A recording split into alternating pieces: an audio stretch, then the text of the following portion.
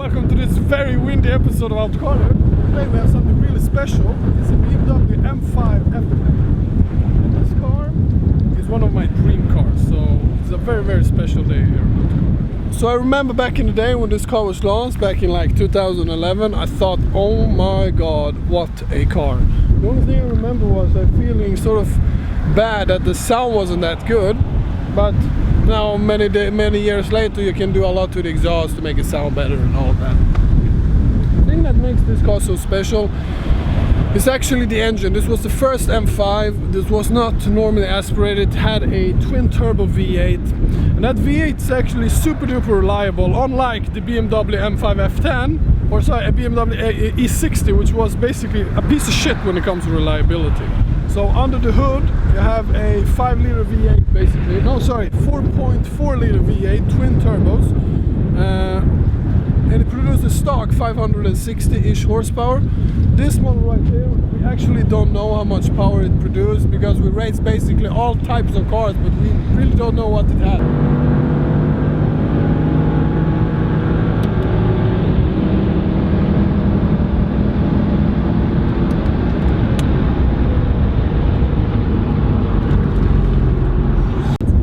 Basically like 650, 700 horsepower, and it pulls like a fucking train. And I love the design of it. It's such a clean design. I love the line that goes all through the car. It makes the car look really nice, and I love that the M5 has some special details. For example, you have the rear panel right here, which looks a little bit different. The car is, I think, a little bit wider than a stock M5, stock BMW. You also have the gills on the side, which means that it is an M5, and then you have the rims. Behind the rims you have these beautiful calipers. It tells you all about it. And to drive this car is just unbelievable. It's like, it weighs 2 tons, which is quite a lot, but the way it puts the power down and the way the car handles and the way how the chassis is built is just unbelievable. It really goes and it really feels like a sports car. The thing that the newer M5 does much better is that it's 4-wheel drive and can put the power down and basically in all condition. This car, even when it's dry outside, really spins up in 3rd gear, no worries whatsoever. The gearbox also was a big improvement over the BMW E60. It had a dual clutch transmission, which is just unbelievable. And overall, BMW has really done a great job on this car. The reliability is actually unbelievably good. The only thing that are known problems which you should look for when buying one of these cars is on the test drive, go to a bumpy road, see if it knocks in the rear of the car, in the differential, in the rear suspension. It could be some damage in the diff or in the rear axle. Really check that that is not doing that. The engine is super duper reliable. Like I said, 4-liter V8, twin turbos, super duper reliable. They had a recall on the oil pump. Check if your model is in that area that has been affected by the recall, but it's really not a lot of cars that has been affected by it. Then also you have to check, some cars have super high oil consumption and some car, or most of the car, doesn't, and that's actually because of the first owner who has driven one of these has not taken care of it. If he has driven it hard when the car was running in, then you get high oil consumption, because it should be run in properly so it doesn't get that high oil consumption. So ask the previous owner if it drinks a lot of oils. Try to get some kind of deal that you can drive the car a little bit, maybe something like that. It's really hard to test when buying it, but try somehow to get a feel of it. But like I said, most of the car doesn't have a high oil consumption, but some car does. You can also see in the rear of the car if there's a lot of oil stains on the rear bumper. You can also, or a blue smoke coming from the exhaust or anything like that, that can indicate that it has that problem. You also have a AC that sometimes, or due to the fact it gets a lot of stone chips in the front, it does stop working. So check that the AC works. Not a big expensive thing to fix, but it's still something that has to be fixed, which sort of sucks when you have a new car. Really sucks. And actually, except that, super duper reliable car, and as always with German high performance car, you have to check that that's been maintained properly. And if that's done that, you can have pretty much problem-free motoring. And the best part, you can really open them up so fucking easily, which I love. So here we are, actually behind the wheel of the M5. Sadly we don't have the weather on our side today, but that's life, I guess. When you live in a country like Sweden, you basically don't have any choice of that. But I remember when this car came out,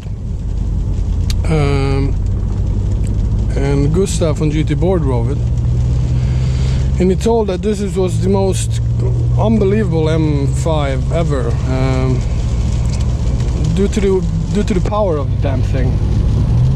And another car journalist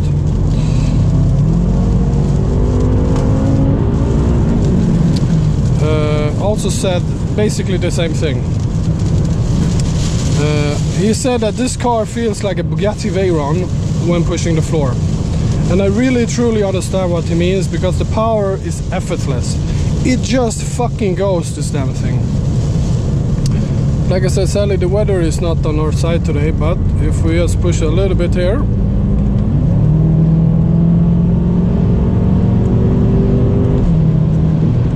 I mean it fucking flies. This thing is so fast. This particular example, we actually don't know which engine mapping is on the car, but we raced this against my CLS 55 AMG, and my CLS 55 outruns a stock BMW M5 quite easily. This thing smoked me like I was standing still, and it was also racing against an M6 competition. Basically blew the doors out of that, and that thing has 600 horsepower from factory. And I think he told me, the owner, that he once raced a Aventador, and of course the Aventador won because, well, it's an Aventador, but it was not that much actually. It was really close. It really is impressive when you think this car is fucking 2 tons. It's a 2-ton car.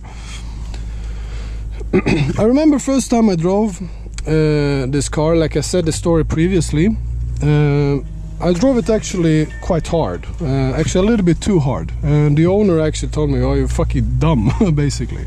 And I remember when driving it, it felt so light on its feet. Like, it has a ton of power and all of that, and it's a very heavy car, but when you're pushing it really hard, the balance of this damn thing is unbelievable. It's so well balanced. And you can really throw it around in the corners. Like, you shouldn't be able to do that in a 2-ton car. You really shouldn't. But this one you can, which I think is just unbelievable. And now when you drive it, basically the new M5 has the same engine as this. Of course that's 4-wheel drive. The limiting factor of this car is actually the grip in the rear tires. Due to the fact that it has so much power, you can really get it loose really simply, and the car is super well balanced when not pushing full throttle. When you're pushing full throttle, the power goes and it's going to slide and do whatever types of crazy shit. This thing doesn't have a traditional limited slip diff. It has an electronic slip diff, which sort of measure how it's supposed to do, and sometimes it doesn't do it perfectly, and some other times it does it perfectly, but overall it's very well calculated. Right now we have it in, I think we have it in normal mode, but you have the M1 and you have M2 as well. And if you push M2, you really have to push like a sort of, I'm well aware, button, like bekräfta mode. I don't know how you do it. M1, M2, how do you... Oh, we got radio. Oh god, I don't even remember how to use this damn thing. Maybe if we do like that, or that, no. Maybe like that. No. Whatever, it's going to be an M1. Maybe like that, no. So, oh, I have to push it twice. Right now we have it in MDM mode. You have different modes. You don't have as many modes as you did in the previous M5, but you still have quite a lot to choose from. For example, you have gear varieties, 3 modes. And I love when you have it in sort of the most high, I'm gonna fuck the road mode, you actually get this beautiful head-up display, like look like a race car. Now, one thing I really love about this car is the dual clutch transmission, which is just crazy. It shifts instantly when you push the pedal, and it's so responsive and so nice. I really enjoy the gearbox. This engine as well, like I said, it's very reliable overall. It had some minor problems that I went through previously, but overall this car is so reliable as well. And don't forget, this thing has 560 horsepower original, and you can really tune them really easy. I think this one probably has like 650-700 horsepower at least, and that's actually humongously impressive. If we're talking about interior quality, when the F10 was launched, it was such a big step over the normal E60, and I really like the interior in here. The quality actually feels very nice, and also I don't think it looked that outdated. It's a 2011 car, you still have Bluetooth and all of that, and you can even update the screen. Right now this car has the smaller screen, which is actually very unusual for the M5s. But if you have the bigger screen, you can really update it quite easily to get a lot of different modes and Android things, and I mean you can really do a lot of upgrades on it. But to drive is really unbelievable. It's much more sporty than the same generation E63s. It's more sporty than the RS6s. The RS6 has a total different feel, but also if you look at the RS6 with a V8, it's a totally different price range. I mean, it's easily 10 to 15,000 euro more than this one. And is it worth it? I really don't know. Probably is, but I don't know. This car has a totally different feel than one of those cars, the RS6s. This feels definitely more performance oriented, and that it is rear-wheel drive means that you can. This car is better if you're a hooligan, basically. That's what I'm trying to say. Here we have second gear. Yes, it did let go in second gear. I'm sort shifting it because it's so damn fast. I mean, it's so damn fast, this thing. Oh my god. One thing though, it actually has a little bit more roid noise than, for example, in E63 actually. You hear the tires more of a tire rod than the E63s actually. Suspension is a little bit more on the stiffer side compared to the AMGs as well. The AMGs have front struts that are air suspension. Second gear, roll it in. Oh my god, this thing is fast. Really having problem putting that power down. But for the money, really for the money, you have the E63s, which are basically the same. But then you get the 6.2 liter V8, you don't get the B-turbo one. Not as performance oriented, not as much fun to drive. Though better sounding, a little bit more comfortable. RS6, better all around, but you pay a lot more money for them. Oh my god, this car is just unbelievable. I mean, it really is a truly great driving experience. And for the money, I mean, really, I mean, these cars were 90 grand cars. Now they are not that anymore. You can basically pick them up as low as 35,000 euros for a sort of beat one. If you want one who's okay mileage, you're looking at 40-ish. I mean, for 40k, what a car. Some options though that I really like that you should look after is the black inner roof, which this car has. If you get the sunroof, actually does make a difference, so you can hear that beautiful V8 sound a little bit better.